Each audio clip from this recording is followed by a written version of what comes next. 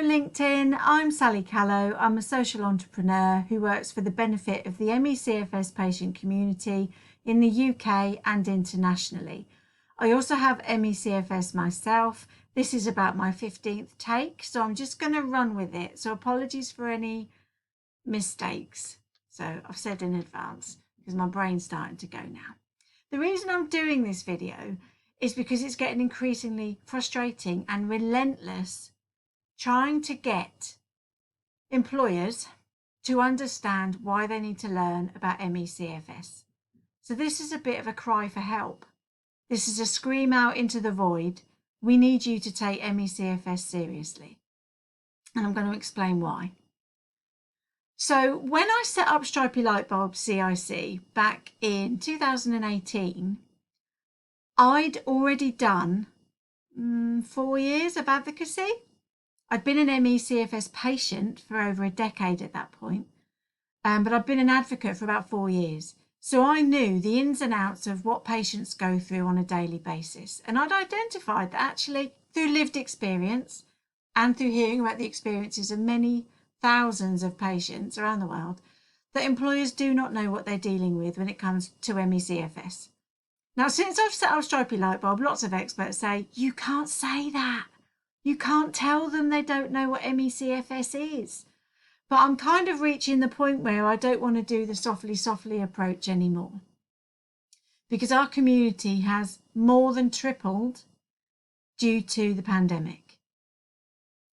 Stripy Lightbulb was created when we had, the official estimate was 250,000 patients in the UK, but the real total was probably closer to 350, 400,000 because it was a 10-year-old statistic.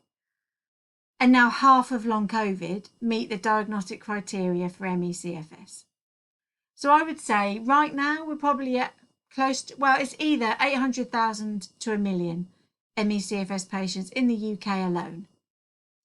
And to be frank, 99.9999% of the population, including medical professionals, do not know what ME/CFS is. I'm going to read to you an extract of an article that was written by Ed Yong a couple of weeks ago for The Atlantic. And he kind of makes it clear in a very short paragraph what the problem is. So I'm just going to read that out to you. So as you can see in this Atlantic article, he wrote, the Institute of Medicine estimates that it affects 836,000 to 2.5 million people in the US alone, but is so misunderstood and stigmatized that about 90% of people who have it have never been diagnosed. At best, most medical professionals know nothing about ME/CFS. At worst, they tell patients that their symptoms are psychosomatic, anxiety-induced, or simply signs of laziness. While ME/CFS patients, their caregivers, and the few doctors who treat them have spent years fighting for medical legitimacy, the coronavirus pandemic has now forced the issue. As Ed said, it's forced the issue, which is why I'm now being blunt. I have a lived experience of working for a disability confident employer who refused to see ME as a disability, and that meant they refused to give me reasonable adjustments. By the time I left, my ME had deteriorated, and I can now only physically work 20 hours a week. And I have to say, I'm doing a bloody good job. I'm running 2 social enterprises on 20 hours a week.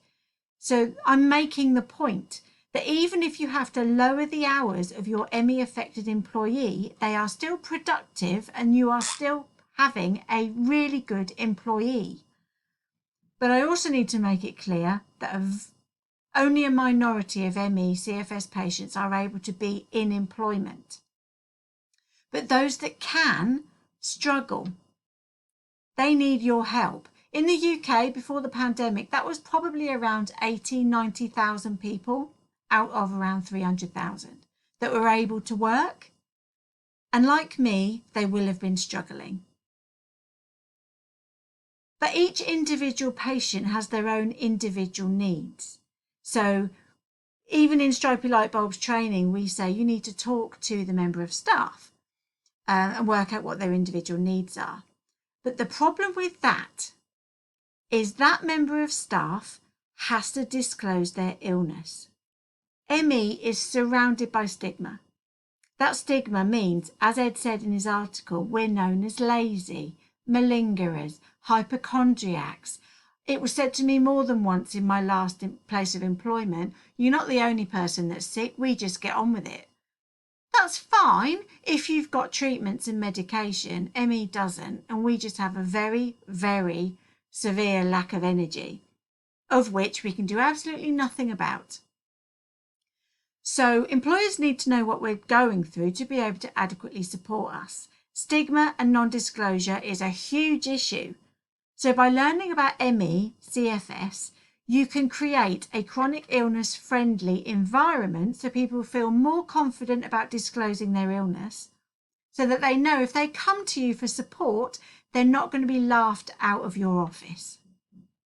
Because sometimes that stigma is up front and centre. It's vocalised in management offices. That's why we need you to learn about ME/CFS. And it's that long COVID has been an absolute eye-opener. I thought as a social entrepreneur I was making progress. I was so wrong. Because even now, 2.5 years later, there are still people that are saying, oh, long COVID's completely new, never seen this before, never seen anything that causes post-exertional malaise, never seen anything that causes brain inflammation and swelling and brain fog and lack of concentration and memory loss. You've just described ME. But because people think of it as fatigue, they're not seeing. Half of long COVID has now been scientifically proven to be ME/CFS. Half. That's a heck of a lot of people. And they need your support. And it's not just medics that need to learn about it, because those who have mild ME/CFS, like I have lost 50% of functionality. They may well have had to completely stop their social life to be able to go to work. And when they go to work, they're not receiving any support. They're literally living to work. They need you to learn about their disease because it is so much more than fatigue. And to be perfectly honest, fatigue's a really poor word for a complete lack of energy. It's not, oh, I need to sleep, I feel a bit tired. It's you simply cannot function because there isn't enough energy in your body for your brain to function properly, for your blood to flow properly. We need you to learn about our disease. Please do check out stripeylightbulb.com. We've currently got a pay what you can afford scheme going on because of the cost of living crisis. But businesses, morally, I would ask you to pay what you can afford. 50% of our surplus goes to ME/CFS research. Thank you very much for listening.